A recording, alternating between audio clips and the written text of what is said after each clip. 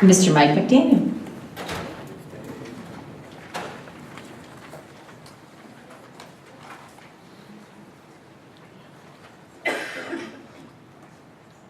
First, Dr. Roy, I'd like to say thank you for your time, your service, and your contributions to the district very much. I'm here to discuss one of the action items on your agenda tonight. Item 4C2, discussion and vote on resolution for budget reduction. If I'm reading this correctly, the administration is asking you to allow them to proceed with unspecified budget cuts which are unpublished and have not been, to my knowledge anyway, shared with the general public or anyone else. If there are to be cuts, it should be the board signing off on the decisions and then voting on specifics. The specific cuts should be publicized and public input accepted. Mandating these cuts to unspecified administrators for unspecified line items and programs is definitely wrong. We need the open communications. The cutting process is not easy, and we know that you're going to have to do it, and it's inevitable somewhat. But every stakeholder understands the pain and understands the need. And I think we're ready to accept some of that. I am just asking you to keep the cutting process open and allow input from stakeholders as a part of the process. I'm asking you to vote down action item 4C2, discussion and vote on a resolution for budget reduction. Do the right thing for the kids, do the right thing for the district. Thank you.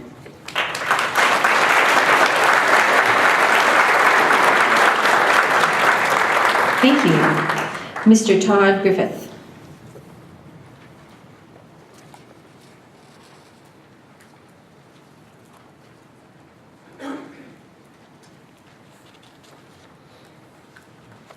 Thank you. We have a daughter on the varsity tennis team over at Marcus, and I wanted to let you know that we appreciate your recognizing the outstanding charitable fundraising efforts that the entire Marcus tennis program has done. While preparing for this meeting to come over here and watch that, I saw the agenda action item labeled discussion and vote on resolution for budget reduction. It seemed pretty generic, and I don't know what all is included in that reduction, but all year we've heard rumors of the potential that the board is considering abolishing the middle school tennis program in order to save money. I'm here to comment that I hope you won't take that action. While I don't know the details as a cost-saving measure, I can't imagine eliminating the middle school tennis program will accomplish much. It seems to me that the only possible cost savings is the once-per-day busing of the students from the high schools back to the middle schools after the program in the morning. Can't imagine there would be any staff reductions, as these students would still have to be supervised by some teachers. In fact, these students would be reporting back to middle schools in the mornings where there could even be additional staff requirements. If you're to eliminate this middle school programs, you're most likely eliminating tennis and possibly organized sports for some of the most needy students. Tennis is one of those few sports that's both a team sport and an individual sport. Those students that come from families of financial means will still be able to take their private lessons and play in tournaments outside of school. We're fortunate to be one of those families, and my daughter will continue to play. But that doesn't provide the team benefits of sports. Those students that come from families with less financial means aren't able to afford playing sports outside of school, therefore will likely never take up the lifelong game of tennis. Without the middle school tennis program, I believe these students will fold into other sports activities which are already overburdened with participants. Many will likely ride the bench. How is that helping them and those around them? Will those other sports need to have additional coaches to absorb these players? If the issue is small incremental costs of the program, I hope you'll consider a variety of alternatives before choosing to eliminate the program altogether. As parents, we pay a variety of supply and other fees for classes. Maybe there's a way to add a small transportation fee to the middle school tennis program as a way to offset some of those. There's bound to be numerous other alternatives, and I hope you'll consider these. Finally, I hope you'll keep in mind that, as with all of our sports, the high school programs are strengthened and made more competitive by the middle school programs. Several of the LISD high school tennis programs have been consistently ranked in the top 25 in the state in the past several years. This didn't happen prior to the creation of the middle school program. For these and many other reasons, I hope you will not eliminate the middle school program and allow future LISD students to have one more sport alternative to tennis. Thank you.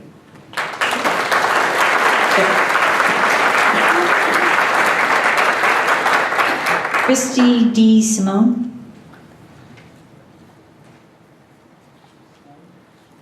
DeSimone.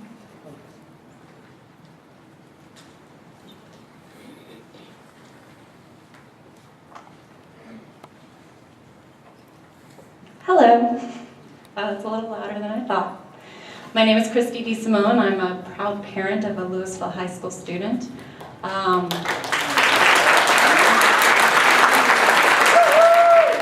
I'm here to speak to you about the possibility of creating a 9th and 10th grade campus at 2 different campuses versus the possibility of creating a 9th grade and a 10th grade campus. As a homeowner in this area, when we first moved to this area, one of the things that we looked at was a strong school district, a strong high school.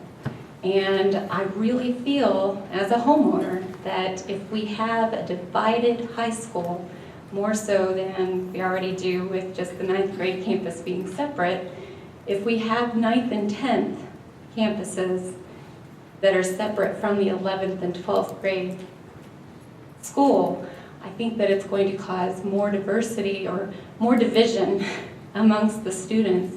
I think that the students are going to have a harder time coming together for those 11th and 12th grade years. I have a really good example, and it has nothing to do with me not liking the agenda. I really like the agenda. It's very well organized, but I didn't have anything else to use. I'm known for my analogies and examples. But anyway, you've got the agenda. 2 great pieces of paper, very well organized, very well put together. You divide them, separate them. You still have the agenda. You can still make sense of this agenda with these 2 pieces of paper. You've got 9th grade and you've got 10th grade. They definitely make sense.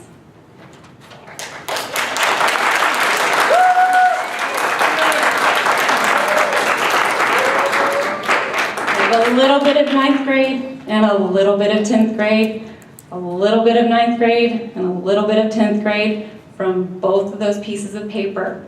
You put them together, they're not going to make any sense. They're divided, they're disorganized. You try to bring them all together, it's a really tough job.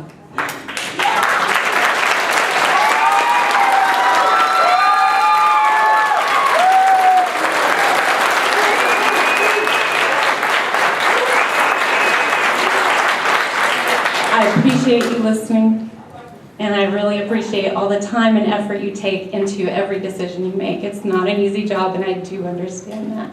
Thank you. Thank you, ma'am.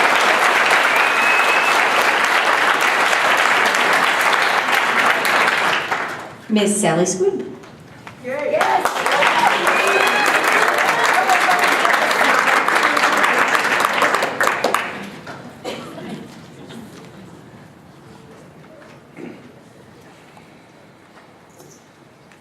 Hello. On the morning of May 13th, 1988, a gasoline tanker truck was filling up the underground storage tanks at a mom-and-pop convenience store at a gasoline station in Tyler, Texas. Something sparked an explosion so massive that the woman who owned the station lost her legs during the explosion and suffered hundreds of strokes. Trauma surgeons would later describe her injuries as those similar to the ones suffered by American soldiers who stepped on landmines as they fought in Vietnam. No one expected her to survive the night.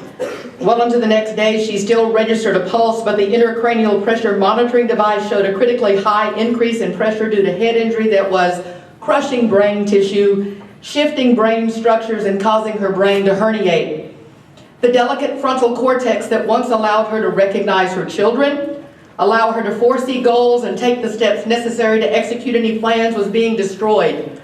More days turned into weeks that turned into months. Eventually, only her brainstem functioned. She breathed, her heart beat, she had a pulse. One neurosurgeon even said to me one afternoon, "Your mother's brain is much like that of an earthworm's brain." More months passed. She never regained consciousness. My mother entered a persistent vegetative state and lingered in a death-in-life state for more than 2 years. I tell you this story not to frighten you, or to make you feel sorry for me. I guarantee you that others have suffered through much more sadness and much greater pain than did my family. I tell you this story so you will know that I have endured a loss so profound that made me realize I'm really, really strong.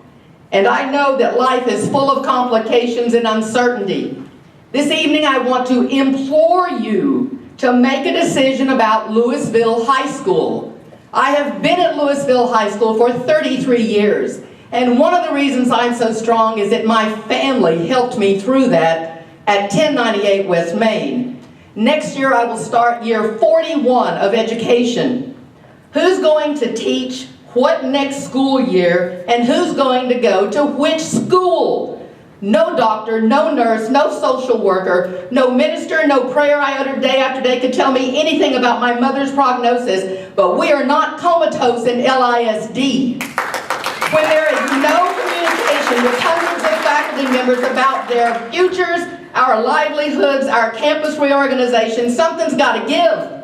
We need to know what's going on, and we need to know now. Like tomorrow night, I'll meet with parents at the freshman orientation at 6:30, and I can't even tell them if I'll still be the debate coach. Will I still be the teacher for their children that many have looked forward to me being their teacher of their children? They'll wonder if I'm joking. I hope I'll still be teaching 9th, 10th, 11th, and 12th graders. I should be, but I will be clueless still tomorrow night. I cannot complete a budget for next year that will be due the 1st of April because I do not know what to order yet. Ms. Squibb, that's your 3 minutes. Thank you. Another woman got 20 extra seconds because I counted. Do I still need to stop, or can I finish my half page? I don't know why she got 20 extra seconds. Well, I counted. Thank you. Right. Mr. Michael Jimenez.